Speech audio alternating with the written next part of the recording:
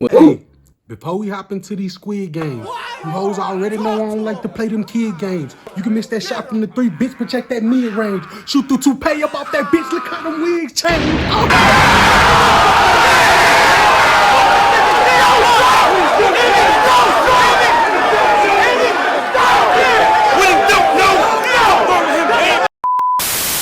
I only got this channel, IAH Trint TV.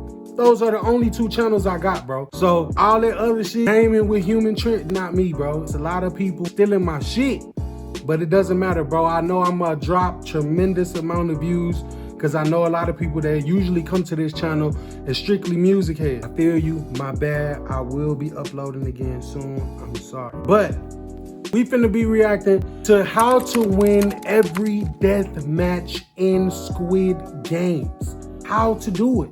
Bro, I've been hearing about Squid Games a lot. I've been seeing a lot of my favorite YouTubers, bro, do videos on this shit, and I had no clue about none of this shit, you know what I'm saying? Niggas do not watch, unless you're a female, I guess you kind of watch Netflix, Hulu, and all this shit. A lot of niggas watch YouTube to keep it G. I'm gonna just keep it a buck with you. Unless we watching a movie. So I really never knew about this shit, so I'm finna react to this shit, bro. Like I said before, I have no clue what's going on. It looks interesting, bro. We finna see, man. If you were trapped on an island and forced to play in brutal children's games where all the losers are executed, what would you do? I'm going to break down the mistakes made, what you should do, and how to beat every death game in Squid Game. This guy is the unluckiest man in the world. Gion here has just gambled the last of his life savings on a horse track and manages to win 4 million won. Collecting the money from the teller, he runs out to spend his new hard-earned cash and steps outside to call his family with the good news. He's on top of the world, but that's when he notices a gang of loan sharks approaching him and realizes his luck has just run out. Panicking, he runs back inside to escape them, but crashes into this woman and falls to the ground, now realizing that this pickpocket has just stolen all of his winnings. The loan sharks finally corner him in the restroom to collect his debt, but when he checks his pocket, he finds it slashed open and his money has disappeared. With nothing to collect, they force him to sign his contract with his own blood, promising to pay them back in 1 month. Depressed, the gambler sits on the subway bench to wait for the next train home, when this businessman comes over to talk to him. He asks if Gion here wants to play a game, and the gambler thinks he's just an annoying salesman. But then he opens his briefcase, revealing stacks of cash and 2 folded paper squares. The salesman invites him to play the Korean game Dakji, promising to give him 100 ridiculous scams. Stop the bullshit.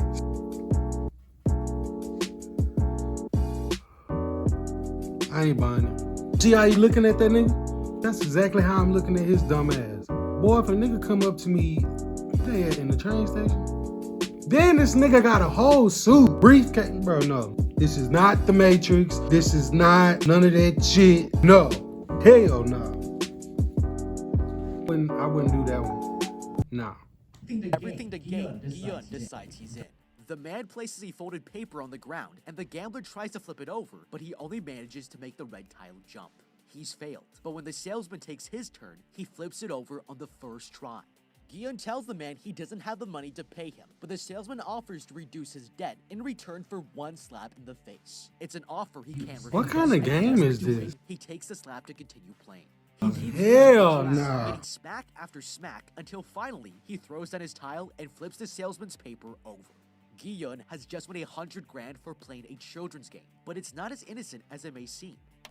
Okay, first of all, let me just say that this guy here needs to be careful, because if any of these trains are going to Busan, then he's going to instantly regret it. Now as for Gion here, accepting this game was a terrible idea. This man can't stop himself from gambling with money he doesn't even have, and against someone who walks around with a dakji in his suitcase and is clearly better at the game than him.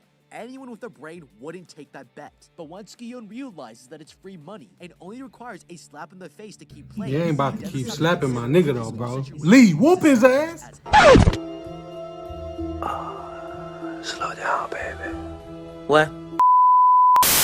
That this whole situation is suspicious as hell. Look at this guy's outfit here. This man is strictly on business, and since he approached him with such a specific agenda, it tells us he already knew that Gion is a degenerate gambler and is targeting him for some hidden reason. This salesman gave him every possible chance to make sure he's won some money from him, and nobody tries that hard to lose money unless what you're getting in return is much more valuable. Gi-yeon was too greedy to recognize any of these warning signs, and the man let his emotions get the better of him. Now, none of this guy's suspicious behavior matters if you had a proven strategy to play and win.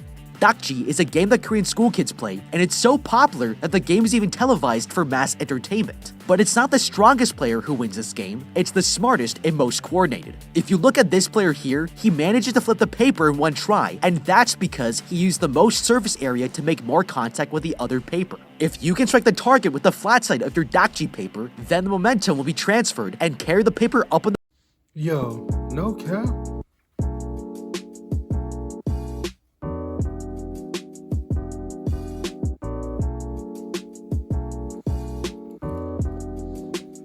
Did they say this shit was on TV?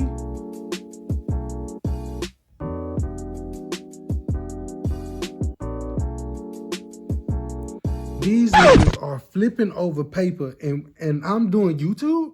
Man, what the fuck? so that it flips over. This might seem counterintuitive, but it's just plain physics. And This you is can see this ridiculous, player was not bro. successful Look at this because he shit. was trying to use the edge, which is not a winning This is a strategy. real If Gi-yeon thing. here had known the best way to play this game, he could hustle his businessman for all his cash and walk away without having to get What? slapped in the process. Now, even though he won, this one victory will soon lead the gambler to playing 6 of the most terrifying death games you could possibly imagine. And instead of a slap in the cheek, he'll soon be gambling. Gi-yeon here collects his winnings, and the salesman tells him he can win more money playing other children's games, but he turns down the offer. That's when the salesman stands up and reveals he knows the exact amount of money Gi-yeon owes to loan sharks and that he'll be killed if he doesn't pay it back. The gambler asks him how he knows this, and the salesman hands him a business card telling him to call if he wants to join the competition of a lifetime.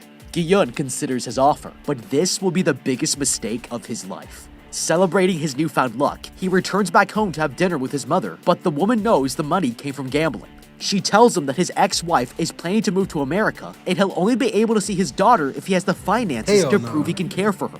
Gi-yeon is devastated, and realizing she's right, he decides to call the number on the business card, telling the salesman that he accepts his offer to play another game. Later that night, he waits outside to be picked up when a van pulls up to the sidewalk. Getting inside, he begins to notice that all the other passengers are asleep. But when the van starts to fill with That toxic ain't that gas, regular the gambler gas. realizes That's- he's just f***ed up big Pressure. time and gets knocked unconscious. When the man opens his eyes, he wakes up to find himself Whoa. lying in a bunk bed, surrounded by hundreds of others and cots just like him. They're all wearing uniforms with numbers on What them, and is as everyone gathers in the this? center of the room, the front door opens, and a team of guards walk inside. This man with a square mask tells them they will be playing in 6 different games, and those who make it through all 6 games will get a cash prize. This man demands to know why they were brought here, and the guard presses a button, playing a montage of several people being slapped. Everyone in this room is drowning in debt, and they've all been invited here to win enough money to pay it off. The players all line up to sign consent forms with 3 clauses, stating that they must keep on playing, that if they refuse to play, they'll be eliminated, and that the games can be ended if the majority of players agree to stop. Okay, there's nothing more dangerous than a room full of desperate people who have nothing to lose, and that's why the real threat are these players, not just the games. From the video that was played, we can see the Dakji salesman use the same trick on everybody, and they've only invited players who are willing to gamble money they don't have on a game they're unlikely to win. It's textbook psychological manipulation, and it proves this wasn't a game for cash. This was a test that everyone in the room passed, and now they know what we're willing to say yes to, which should scare the crap out of us. If we all agreed to play for more money, then we can be sure that the penalty for losing is going to be a lot worse than a few slaps. Now, if you pay close attention to the details of this place, you'll realize that Gi-yeon here is about to have a really shitty day, because this place looks like a death camp designed by IKEA and H&M. Even refugee camps don't stack their bunks 6 beds high, and everyone is given a Is this uniform with a 20, number 35? instead What of their is name, this? so their identities have been stripped from them, and it's an immediate red flag that this is going to become a death game. If prison rules apply here, then there are 455 other people who might kill you to get ahead, and it won't matter what game we're playing. The best strategy right now is to lay low, stay quiet, and observe our surroundings to gain more information to make sure we have a competitive advantage. A key thing to notice here is that these guards have different shapes on their masks, but this could indicate different work roles. The circles could be workers, and the square mask could be a manager of some kind. Recognizing power is extremely important because it helps you behave accordingly, and pissing off the wrong person just might get you killed. Now, signing this contract is the cherry on top of the death game here, because after being drugged against your will and kidnapped, this whole enterprise is completely illegal, which means the contract can't be binding. This is designed to create the illusion of choice and keep you playing even when things start getting really f***ed up. The fact that nobody here has realized this contract is meaningless tells us they aren't prepared for what's about to happen next. After being processed, they're all taken to their first game, entering an outdoor room with a massive clearing, and in front of them is a giant doll standing at the other end of the field.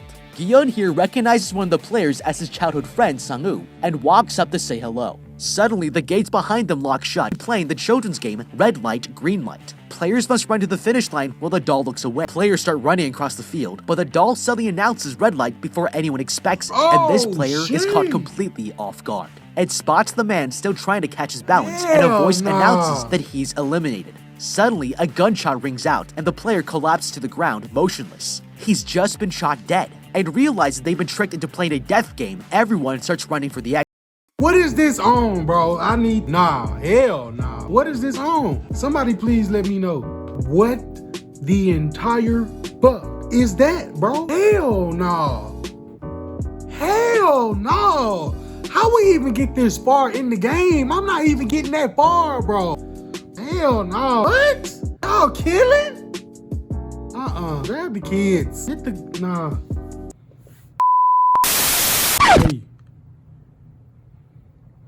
Hey, they said this is on Netflix? Ain't gonna lie, I'm watching that on me. People have been murdered, and the surviving players are left frozen in fear.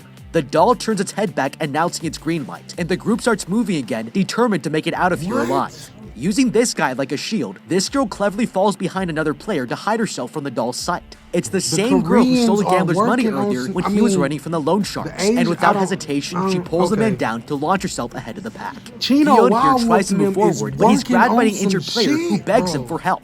One wrong move, and he's going to get him shot. But luckily, the doll turns back around just in time, and he breaks out of the man's grip. There's now 1 minute left, and the players are finally starting to reach the finish line. The man is only a few meters away from beating this game, but just as he takes a step forward, he trips over a dead body. He's about to fall on the ground, but another player saves his life, holding him up until the doll announces green light. With only 3 seconds on the timer, Gi-yeon jumps through the air and finally makes it across the finish line. The remaining players who haven't crossed are all brutally shot to death, and the survivors look up to notice a massive roof close overhead. They have no idea they're on a private island in the middle of nowhere, and the only way out of here is to win. That's 1 game down, with only 5 more to go.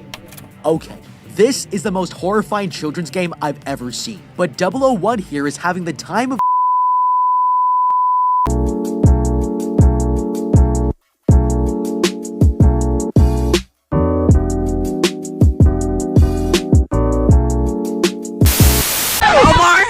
What? Let me tell you something. I'm gonna say one. You want me to say Go home and get the gun.